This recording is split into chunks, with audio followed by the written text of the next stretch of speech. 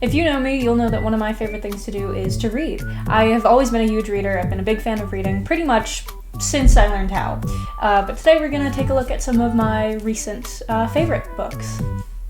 Yeah. I was gonna do my top 5, but I think I only have time to do my top 3 right now, so that's just what we're gonna do. 3. Any queer person who's big into fiction or fantasy will definitely know this series. You all know what I'm talking about. It's the Simon Snow series by Rainbow Rowell. This is my all-time favorite book series. I could talk about it for hours, but I can't. I don't have time today. I started reading these, I want to say 2015, this came out, so I read it probably about 3 years after it came out. A lot of my friends had really liked this book and very strongly recommended it because I was very big into reading and I didn't know about queer literature. I didn't know about books where there are gay people because I had just learned what gay people were. Okay. If I had to pick a favorite in this series, it would definitely have to be Wayward Son. This has just always been my favorite. It holds a very special place in my heart, and I actually cannot tell you why. I have no idea why this one is my favorite, but it just is. Look at them. They're so pretty. And then obviously last one in the series, Anyway the Wind Blows. I liked this one. I honestly haven't read it in a really long time, so I don't super remember it, but I do remember not being totally satisfied with the ending. But I think overall it was fine. For anyone who doesn't know, this series, it is about Simon Snow, this guy. It's basically like Harry Potter, but better and gay. It's, same premise.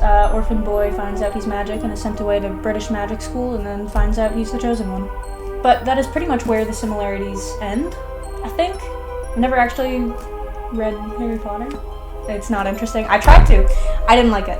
But yeah, like I said, I could absolutely talk about the series for hours. I just don't have the time. So we're gonna move on. Clue. My second favorite book is She's Too Pretty to Burn by Wendy Hurd. This book is so good. I don't honestly remember much about it because I haven't read it since summer of 2021. But I do remember absolutely loving it. This isn't really the type of book that I usually read. It's more of, I guess, like a thriller type of book, I guess? I don't really know. Kind of mystery, kind of thriller, but also not really. It's about this girl, and she's a photographer, and she meets this other girl at a party, and they're both kind of oh, this sucks, let's leave. So they leave, and I think they're on a train or on the subway or something, and the photographer girl is hey, can I take your picture? The other girl's no, I don't want my picture taken, blah, blah, blah, whatever. But the photographer lies to her and says that, oh, there's no film in the camera, it's not an actual picture, but she lied about it. There is actually film in the camera. And she lies to her to help the other girl build her confidence or whatever, I think. But the thing is though, she not only lies about having film in the camera, she then goes home and develops the film and then posts the picture on her Instagram. And then it, stereotypical fake social media, it instantly goes viral. And so all of this, the other girl, all of her friends see it and is oh my god, is this you? Why is this picture of you going viral? Blah, blah, blah, whatever. And so now this girl is famous and she never wanted to be. But honestly, that is just the beginning of the story. I am not going to spoil this, mostly because I don't remember the order of things, but I so highly recommend this book. It's fantastic. So good. Like I said, there are some thriller, some mystery themes in it, and it does get pretty intense to the middle and end of it. So if you're not into that type of thing, then obviously don't read it. You can probably find a more in-depth review of it somewhere else. I, again, haven't read this book in a while. I probably should read it again because, oh my god, it's so good. Honorable mentions. Some honorable mentions before we get to number 1 are going to be So This Is Ever After by F.T. Lukens, The Music of What Happens by Bill Konisberg, Hot Dog Girl by Jennifer Dugan, The Ghosts We Keep by Mason Deaver, and finally, I Was Born for This by Alice Oseman, which I actually literally just finished reading yesterday. Highly recommend. 201.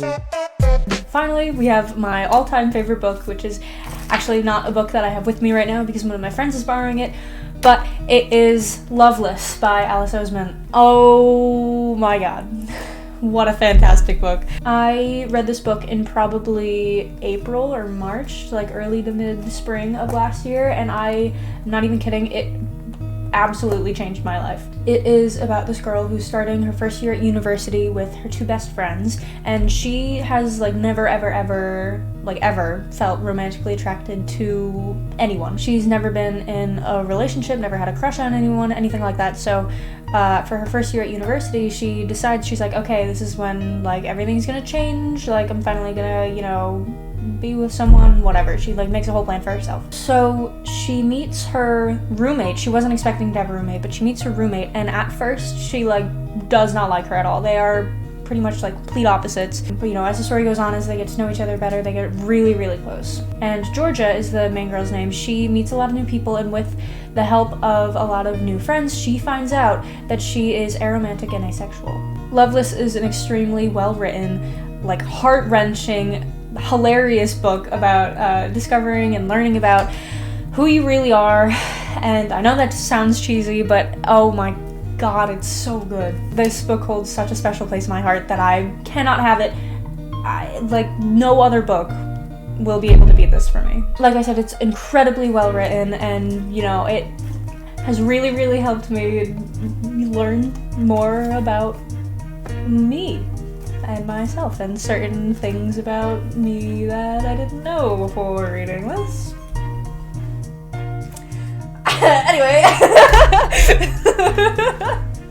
Yeah, so those are my favorite books. If you want some more Ren Time book talk time, let me know. Please give me your book recommendations in the comments. I will probably read them. Yeah, I hope you have a good day.